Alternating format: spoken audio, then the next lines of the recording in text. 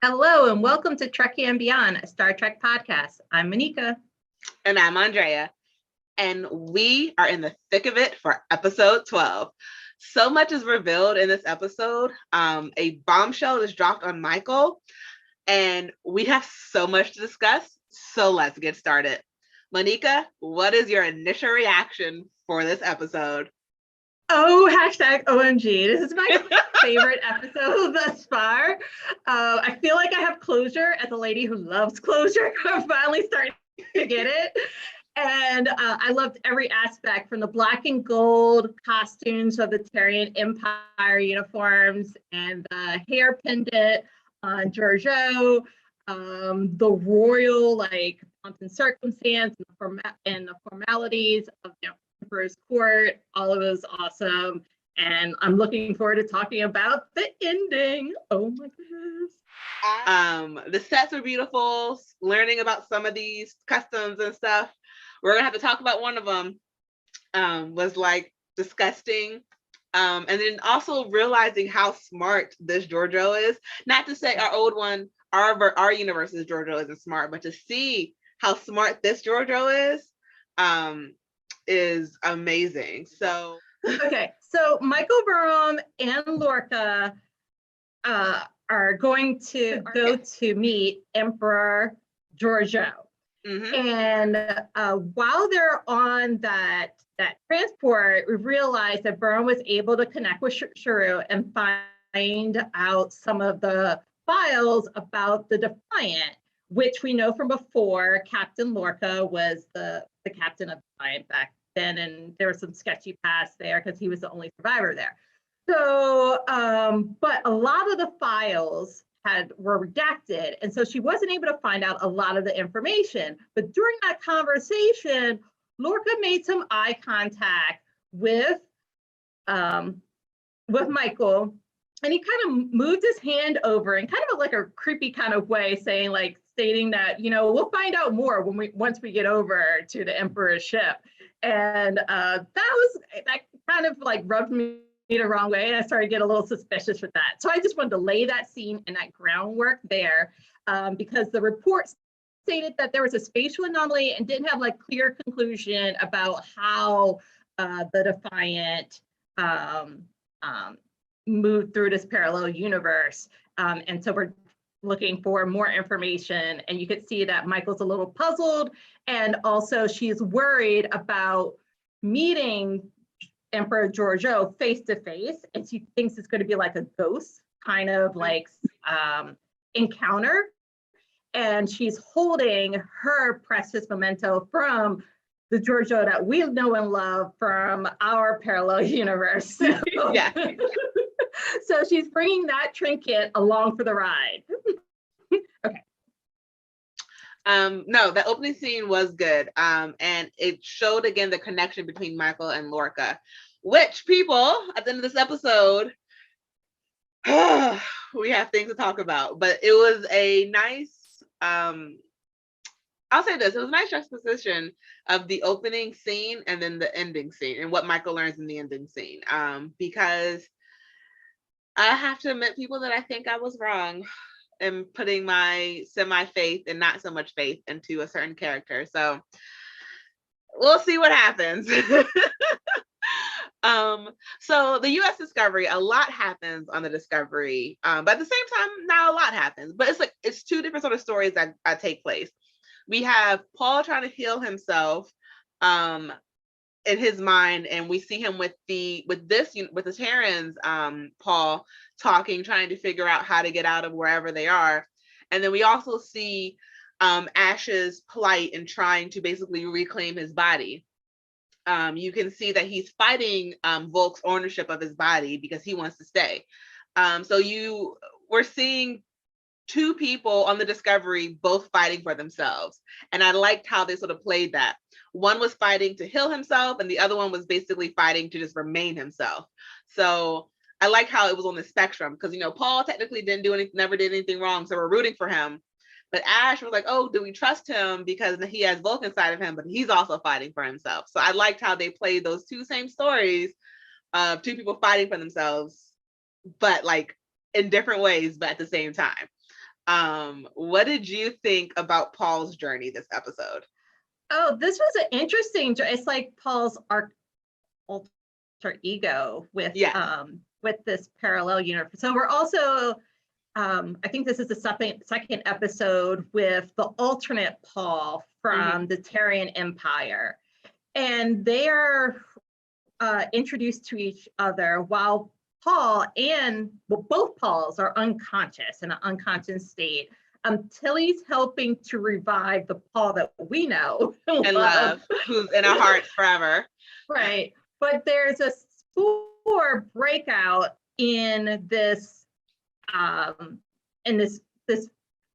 don't know, simulation of a ship that's in Paul's mind and Paul's unconsciousness.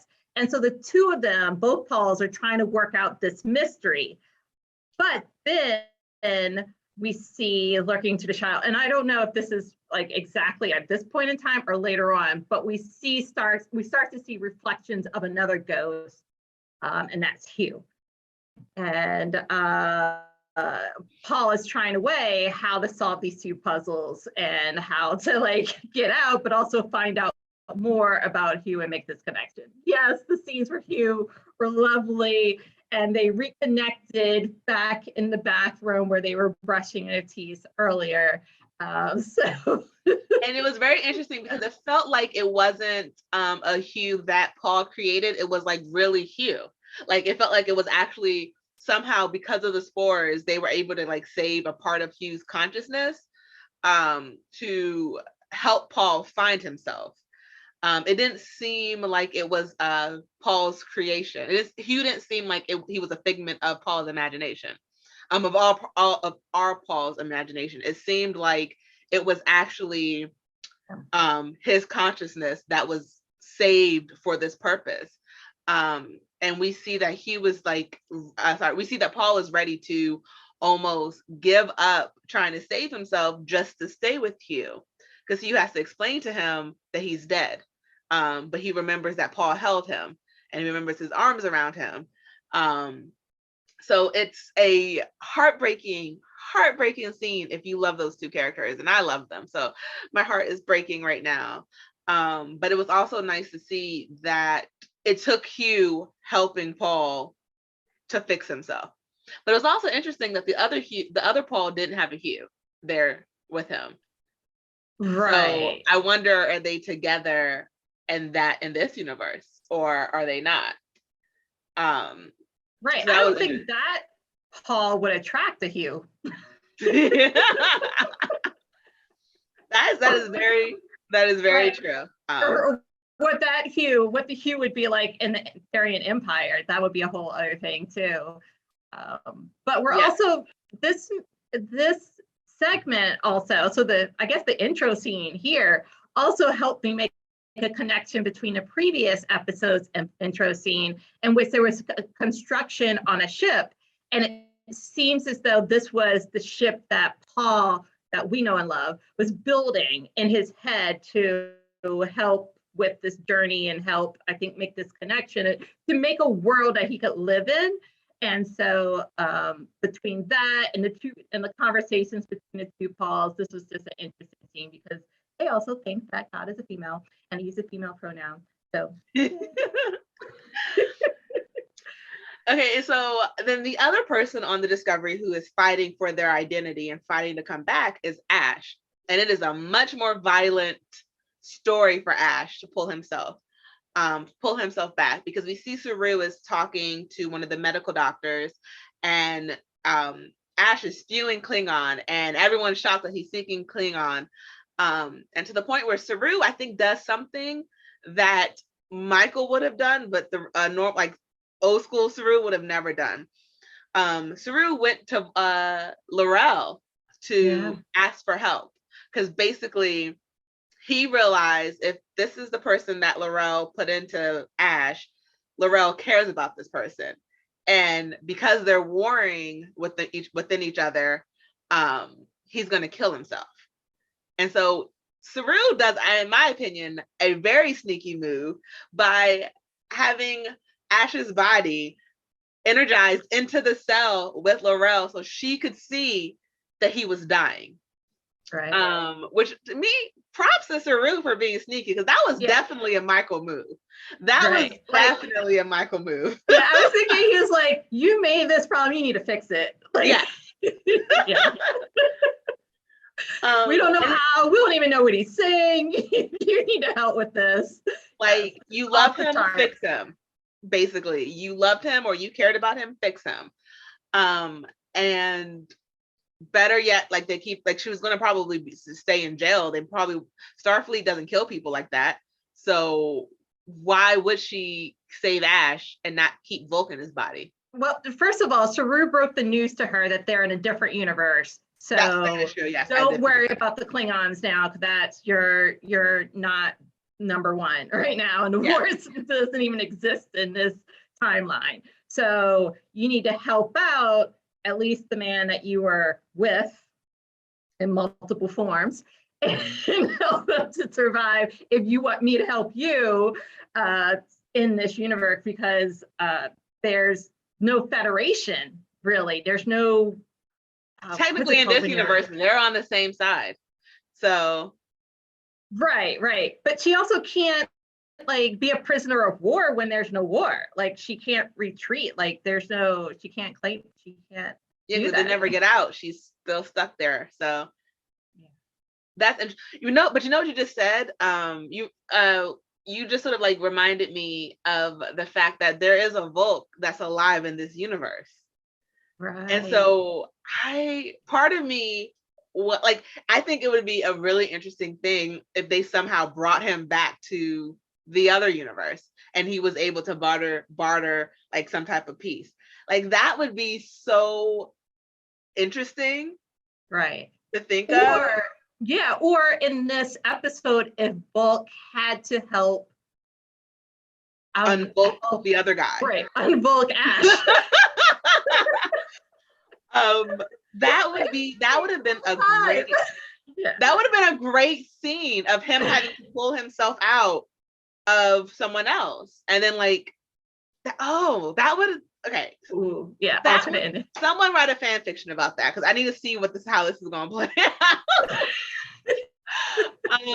That is interesting. Like, I wonder if that is something that they could possibly do. If they could bring this universe's Klingon Volk to our universe and help have him help in the war, because he's still Klingon. He still cares about the Klingon race. He still cares about Takuma, and he still cares about bringing what the Klingons care about, except he's not trying to kill everyone. Right. And because this universe isn't trying to kill everyone who's non-human, it would be more. I think it would be an asset to bring him into their universe, because he's all the same ideals, but without the killing. Right. I'm seeing a running theme here in which it's really hard to deal with death, right? And there's multiple, and this was the very first episode also about Battle of the Binary Stars. But in the opening scene, there was the ghost. Like, Michael was concerned about the ghost of Georgiou. Paul is dealing with the ghost of Hugh. And then also there's Volk's ghost within Ash and the connection with Laurel. So, yes. Yeah, I'm very curious to see what happens with Ash and Volk. I just don't think it makes sense for her to take him out. It gives her no leverage ever in life. Like, if I was her, I would have just like pushed them to the darkest, deepest recesses of Ash's mind to save for like a rainy day. But I just can't see anything coming out of it for her to get rid of Volk altogether. Even though they're in a universe where the war isn't going on, I just don't see why she would. To me, that would be a plot. But if Ash killed him, if Ash killed him, he will also kill Volk. But the thing, if she's getting rid of Volk, she should just let Ash kill himself then. Because she's getting rid of him. She's pulling Volk out of Ash's body. So he's still getting, at least from the way they explained it on the show, Volk is still going bye-bye. So but then she loses all negotiation power. She will never. Is true. That is true. For her sentencing, something's going to happen, and at least she can. That's true. But Laurel's sneaky. I can see her maybe like making it deeper so that way people can't access him quickly. Welcome back to Trekkie and Beyond, a Star Trek podcast. This is episode 12, part 2. So guys, let's talk about the main player of this episode, the Emperor, and being on the ISS Charon. So we have Michael arriving to the throne room, and Lorca is in chains. And as a thank you, Georgiou comes down and asks Michael to basically they're going to hit Lorca in the agonizer for his pain, for his punishment, and he's going to live a long life in the agonizer. So that sucks for him. I would rather have a quick death than a long death. And then as a reward for Michael, she has to pick out a Kelpian. And in my mind, she's picking one out for a slave for herself. What did you think? We're not going to go into what happened yet, but like, what did you think when she was picking one out? It was going to be her new slave? That's what you were thinking, right? Absolutely. I thought it was going to be the next person, like give her a back massage and rub her feet. Like, serve her squid. Yes. So little did we know. After Lorca is pulled away to the agonizer, the Emperor invites her dear daughter Michael, which shows the relationship that they have together, which I feel Michael felt and needs as sort of almost like a closure type thing, but at the same time is not the same Georgiou, but to see the person who you love with the same face tell you dear daughter is I know that's pulling on her heartstrings. Invites her to dinner to discuss everything. And Michael was set up. And I know the moment she could, she went and threw up. I know. Even if it didn't show it, I would have. But like the moment I could have, I would have. They're eating dinner and Michael says the line, Georgiou asks her how's dinner? And Michael's like, it's great, fabulous as always. And she's like, yep, no one makes Kelpian like the Imperial chef.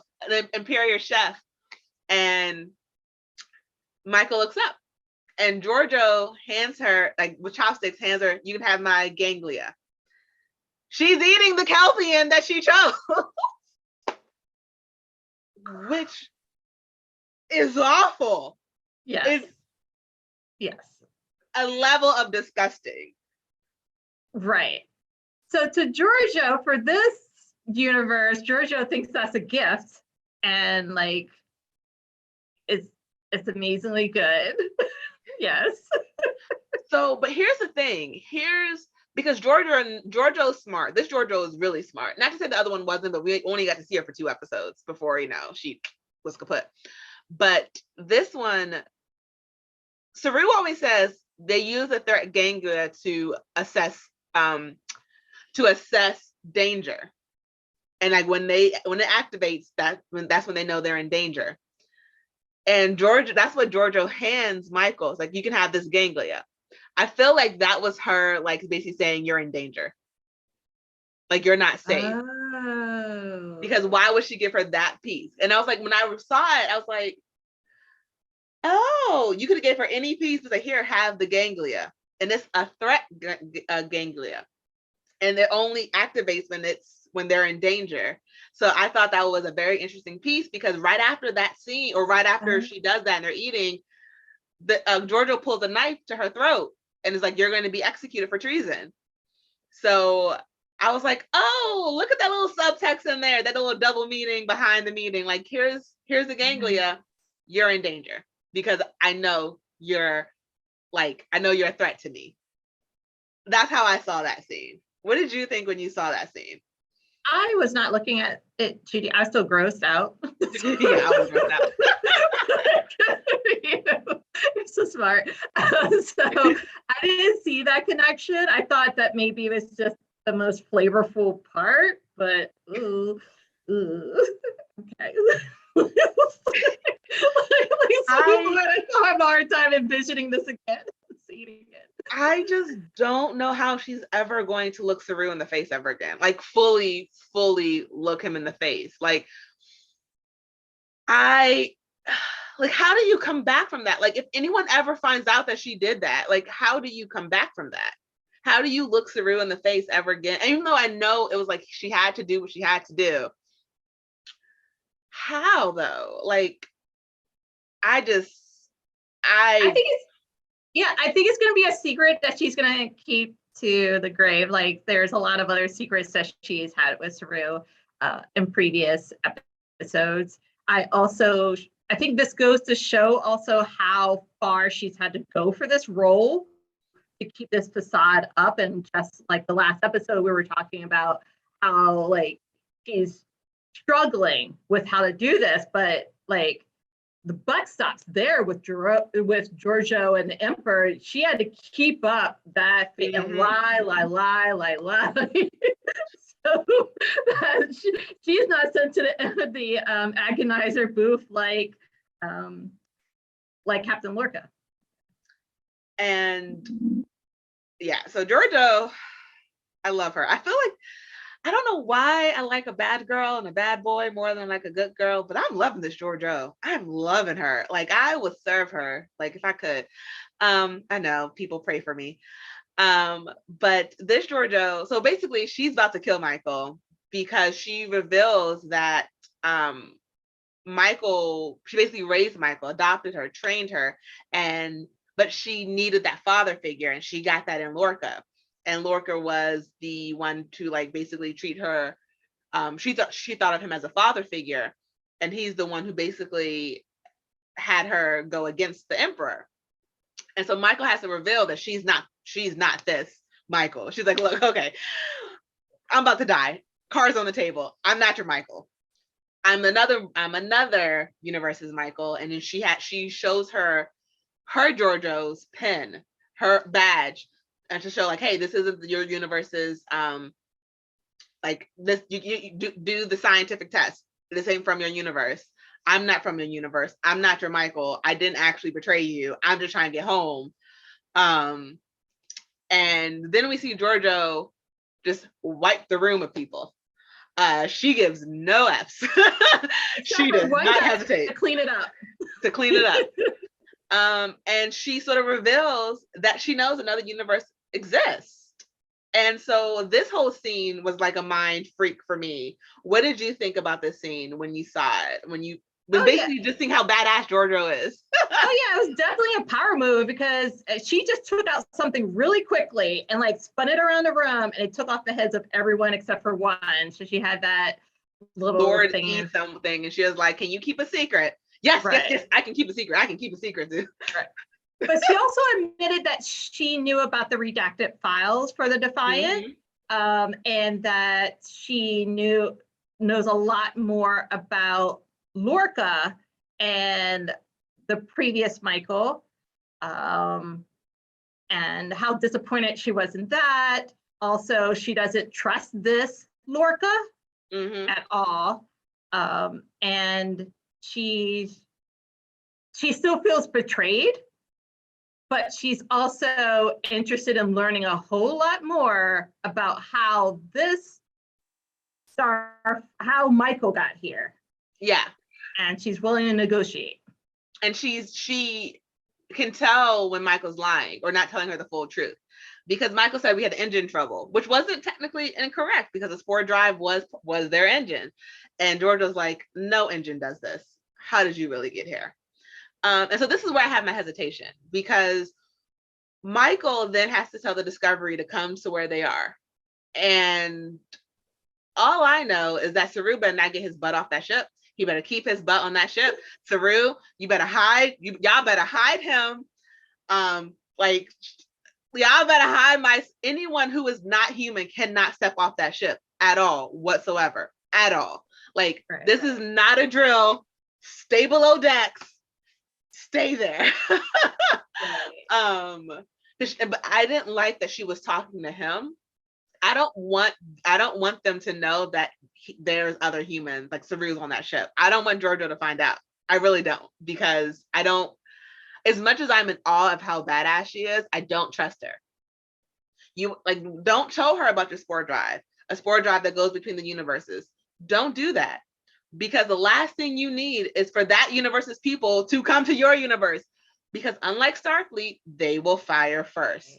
And so I'm like, Michael, I don't know if she trusts her. I don't know if she trusts her, but I don't know if it's like she's believing that this Georgiou is honorable like her Georgiou is, because she's wearing the same face. But I'm like, when I saw that scene of her like just saying it's the sport drive and we just want to get back, and showing her about the sport, like telling her what it actually is, I don't see this ending well. And I think we have like at least another episode or two of them in this universe. I just don't see it ending well. And I feel like she's going to have to kill this Georgiou, because that Georgiou is going to try and do something that's going to put her team in jeopardy, and she's going to have to protect them, and don't trust her. Well, Michael is using her previous experiences with Georgiou, with the Georgiou that we know in the other universe. And that's interfering, I think, with her judgment of how to interact with the Terrian Empire Georgiou. Yes. Who's just because you have this really, you have this trusting relationship with that Georgiou doesn't mean that could correlate. But I could tell the way this just naturally came out for Michael, that she's not using her best judgment there. I don't think she is. So then during this conversation, Michael has requested that her captain, Lorca, be released from the agonizer. And during this time, Lorca is being interrogated by a gentleman who, I guess, this universe's, the Terran Lorca universes, the Terran Lorca had a relationship with his sister, and I guess he used her, and like, basically he's like, I'm going to kill some of your followers to get you to talk. And watching it, I was like, why are you asking? I'm like, okay, I get it. Like, you think he's your Lorca. Okay. And then it jumps back to Michael, and it's Michael requesting that he comes out, and Georgiou's not allowing that request. Talking, and then she does like their window, and opens it, and she has to shield herself away from the brightness. And Michael looks at her, and she's like, you're sensitive to light. And it's like one of the two biological differences between our sets of humans.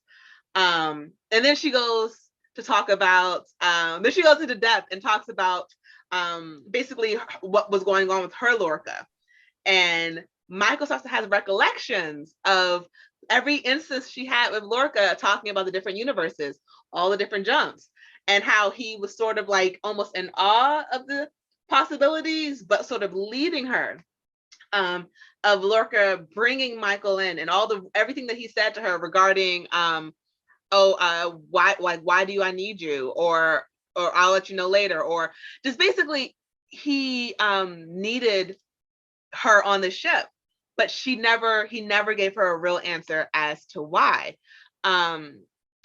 And you see the pieces fall together, and as they're falling together, it's clicking in your head.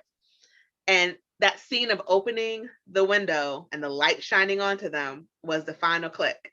And people,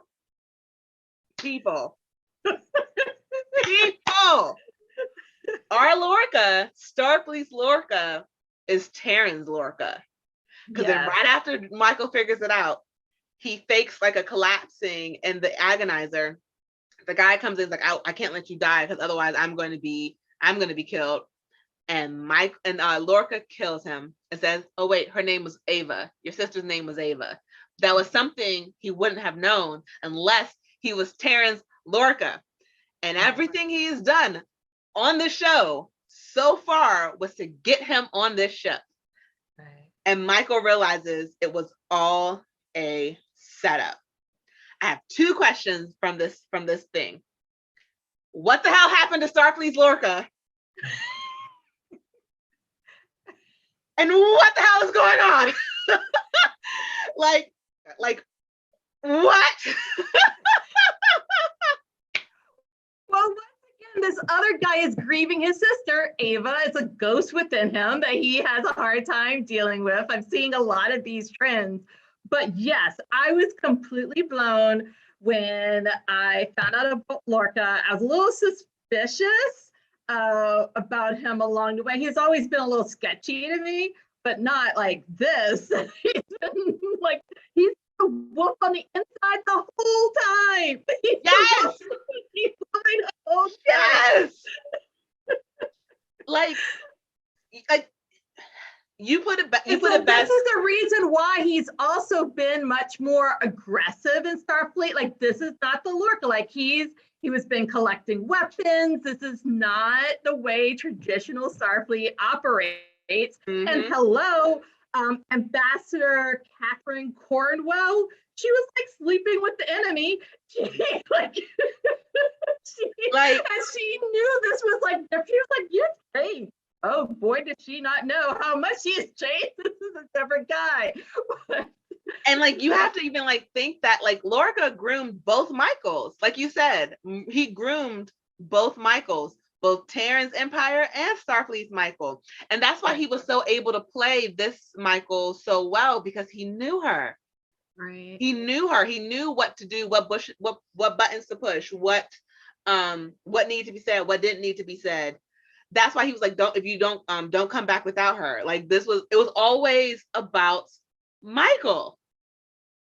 Right. And maybe this is also how he knew how to manipulate his way off of the Klingon ship. And like, he knew a little bit more about Klingons and also connecting his way for Ash and how to manipulate that evil guy. Mudd. I forgot the Mudd, Henry Mudd. But all of that, how to fly the Klingon ship, like all of that whole scene of he just had a lot more information from this Terran Empire that we didn't know. And the spore jumps he had, the list goes on, and how important Paul is to this whole thing, getting him back. And understanding that having him do all those jumps, yes, it helped Starfleet figure out the Klingon stuff, but really it was to open up a different universe. It was everything. Like, you were right. Everything he did not want to go back to win his award, to be recognized for his award. I think he knew then he would not be able to jump back out. Like, it was like everything was timed perfectly, and it's almost as if it's like every single interaction he ever had was so calculated to get him to this point. And I'm gonna say what I said every time I thought I could trust Lorca, I was wrong. He is Lucius Malfoy through and through. I can't believe him. But what happened to the rest of the ship, and then also what happened to Michael in the Terran Empire? We don't know. Like, how did their relationship blow up? So what happened? But he knew that he needed Michael, he needed Paul to get back. And so yeah, and I wonder how he got there in the first place. So there's so many questions now that needs to be answered. But we also know that the Terran Empire Paul now knows about the spore drive as well.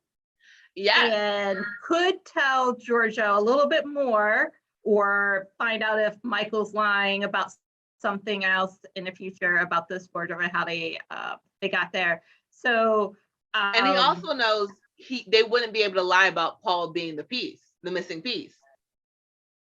Because it's not just the technology, you have to have Paul. Yeah, and they could have said, okay, here's the technology, you can figure it out yourself. And this Paul knows, like, actually, no, you need me. So I wonder, why did that Paul go into, if they don't have a spore drive, I wonder how that Paul fell within the unconsciousness. He's on the same ship as the Emperor. He's not on Starfleet side. I thought he'd be on Starfleet side. But he's in the Terran universe, because he wakes up on a Terran ship. He wakes up on the Emperor ship going. And then let us know, who do you think is the wolf inside, the wolf in sheep's clothing? Do you think it's Ash? Do you think L'Rell cured him? Do you think it's Laurel? Do you think she still has another hidden agenda? Do you think it's just Lorca? Do you think it's Michael or Georgiou? Let us know. Who do you think is the wolf in sheep's clothing? And who do we really need to be worried about for the rest of this season? So, do you agree? Do you disagree with us? Or do you have another option who you think should be in there? And let us know what you think is going to happen next. So, as always, this is on YouTube. You can subscribe there, Spotify, Apple Podcasts, Google Podcasts, and wherever else podcasts are played. Also on Anchor. So please come back and listen to us again. And as always, I'm Andrea. And I'm Anika. And live long and prosper. Live long and prosper.